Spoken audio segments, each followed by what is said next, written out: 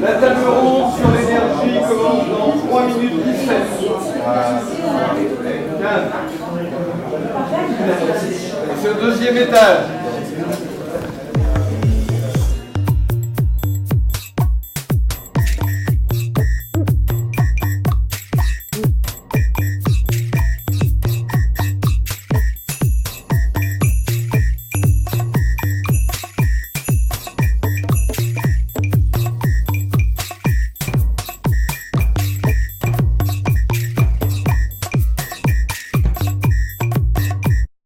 Alors Jean-Paul Caroff, bonjour. Bonjour. Alors, tu es cofondateur de la SCOP, bientôt peut-être SIC Kejal, qui fait de la formation, de l'accompagnement à l'économie sociale et solidaire, et également à l'initiative avec Selawat. Tu vas nous expliquer un petit peu ce que vous faites. Donc Selawat est issu de la SCOP Kejal, c'est une étude qui a été menée par la SCOP Kejal au démarrage. Nous on accompagne à la création et au développement les entreprises et Selawat est un exemple des projets que l'on peut mener par le biais de la SCOP Kejal. Donc actuellement moi je suis directeur général de Selawat, j'accompagne Selawat sur sa phase de développement au démarrage. Ce qui est très innovant dans Selawat, c'est que vous essayez d'aller au bout de l'idée de l'économie sociale et solidaire environnementale. Il y a vraiment tout l'ensemble des dimensions sociales, solidaires, environnementales qui sont proposées au sein de la structure. Oui, le seul manque qu'il y a au niveau de Selawat, c'est le côté juridique, c'est-à-dire qu'on est en SAS. Mais tout le projet a été pensé pour justement répondre à tous ces problèmes environnementaux, sociétals et sociaux que pose la création d'entreprise. Alors, chez Selawat, pour que nos téléspectateurs comprennent bien, là, on récupère du papier journal, on le collecte via des associations et on le transforme de manière industrielle en ouate de cellulose et avec en plus une entreprise d'insertion. C'est tout cela ensemble. Voilà, c'est tout un schéma qui a été mis en place, c'est-à-dire qu'on a eu un CAT qui trie le papier journal, on a plus de 450 associations qui collectent pour nous du papier journal, et ensuite ce papier journal est valorisé sous forme de ouate de cellulose, un des meilleurs isolants écologiques à l'heure actuelle.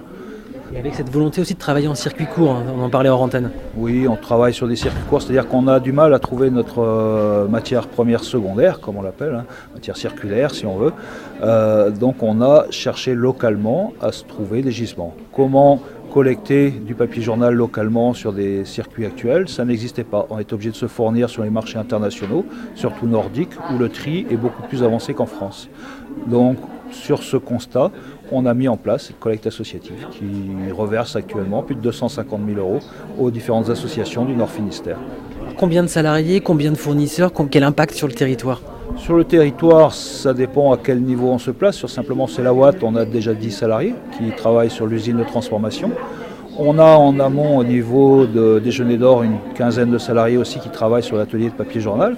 Ces ateliers sont développés, au démarrage étaient situés sur l'Andivisio, maintenant on les développe sur Morlaix et sur Briec, sur des antennes Déjeuner d'Or. Donc là il y a de plus en plus de salariés à travailler sur le tri du papier.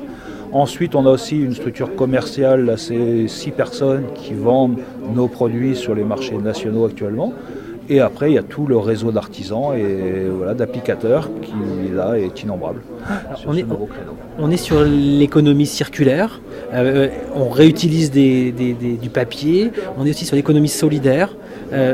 C'est tout ça ensemble, Selawat.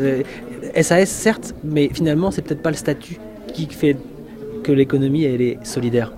Non, justement le statut répond à un problème juridique, on va dire, de trouver des investisseurs sur ces gros projets, parce qu'il y a plus de 3 millions d'investissements sur ce projet-là.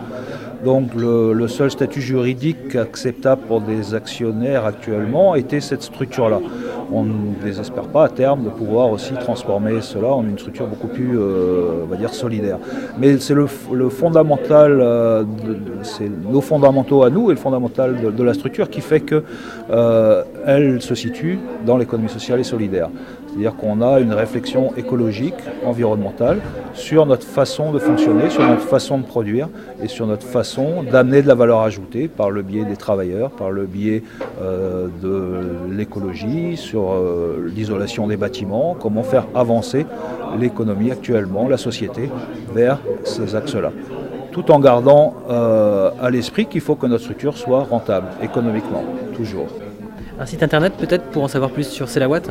Oui, il y a selawatt.com qui est en ligne, qui est mise à jour avec nos différentes activités, qui regroupe l'ensemble des associations aussi qui travaillent avec nous. Et donc si vous voulez déposer vos journaux dans une école ou n'importe où, vous pouvez aller sur notre site internet et vérifier quel est le point de collecte le plus proche et que ces points de collecte bénéficieront après soit aux écoles, soit aux associations d'insertion, soit associations internationales, sur Madagascar, sur l'Afrique, un petit peu partout. On travaille vraiment dans tous les secteurs au niveau associatif. Merci Jean-Paul Caroff et à tout de suite puisqu'on va en conférence sur Produire autrement ensemble.